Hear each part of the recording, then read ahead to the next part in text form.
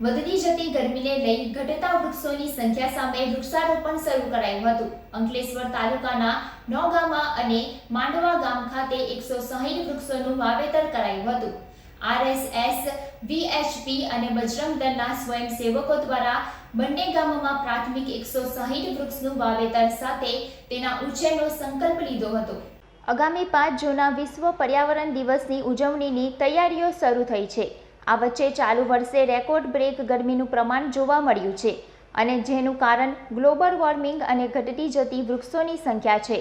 ઘટતી જતી વૃક્ષોની સંખ્યાને લઈ અંકલેશ્વર ખાતે વિશ્વ હિન્દુ પરિષદ, આરએસએસ અને બજરંગ દળ દ્વારા વૃક્ષારોપણનો અભિગમ સાથે અંકલેશ્વરના નોગામા સ્થિત રોકડિયા હનુમાનજી મંદિર અને માંડવા ગામ ખાતે 160થી વધુ વૃક્ષોનું વાવેતર કરવામાં આવ્યું હતું અને તેના જતનના પણ સંકલ્પ લેવામાં આવ્યો હતો।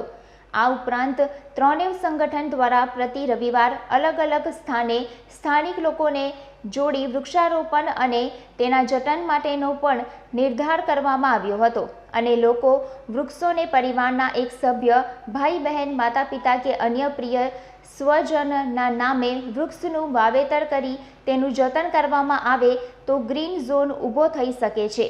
સાથે ગ્લોબલ વોર્મિંગ જેવી સમસ્યા સામે પણ આપણે ટકી શકીએ છીએ તેમ જણાવ્યું હતું। જય શ્રી રામ।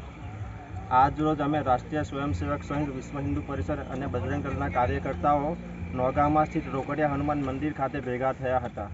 વિષય એ છે કે વધતું જતું ગ્લોબલ વોર્મિંગ અને પર્યાવરણની અસંતુલિતતાના લીધે જે ગરમીનો માહોલ થઈ રહ્યો છે, વરસાદ અનિયમિત આવી રહ્યો છે, એને ધ્યાનમાં લઈ આગામી 5 જૂનના રોજ વિશ્વ પર્યાવરણ દિવસ છે, તો એ નિમિત્તે આજરોજ અમે બધા અહીંયા ભેગા થઈ વૃક્ષારોપણનો કાર્યક્રમ કરેલ છે। અહીંયા નોગામાં રોકડિયા હનુમાન મંદિર તથા માંડવા ભેગા થઈ અને 160 વૃક્ષોનું આજે વૃક્ષારોપણ કરવામાં આવનાર છે, જેથી કરીને પર્યાવરણની સંતુલિતતા જળવાઈ રહે અને ભવિષ્યમાં આ કાર્યક્રમને જોઈ અને સમાજના લોકો જાગૃત થાય અને દરેક ઘર દીઠ પોતાના ઘરના આંગણામાં એક વૃક્ષ વાવે અને પર્યાવરણ બચાવે એવી અપેક્ષા સાથે જય શ્રી રામ। ભારત માતા કી જય, વંદે માતરમ। વૃક્ષારોપણ તો થાય છે, પણ એને વૃક્ષ ઉછેર મેઇન વસ્તુ છે કે એને વૃક્ષને મિત્ર બનાવો, પુત્ર બનાવો યા પિતા બનાવો। આ રીતે જો ભાવના થશે ને જેમને પણ અમે જ્યાં વૃક્ષ લગાવીએ છીએ એમને એમની કાળજી લેવી જરૂરી છે। અમે આ રીતે દર રવિવારે ભેગા મળીને વૃક્ષારોપણ કરીશું ને સામે જેમને જે તે એરિયામાં લગાવીએ એમને વૃક્ષ ઉછેર કરવાનો સંકલ્પ આપીશું।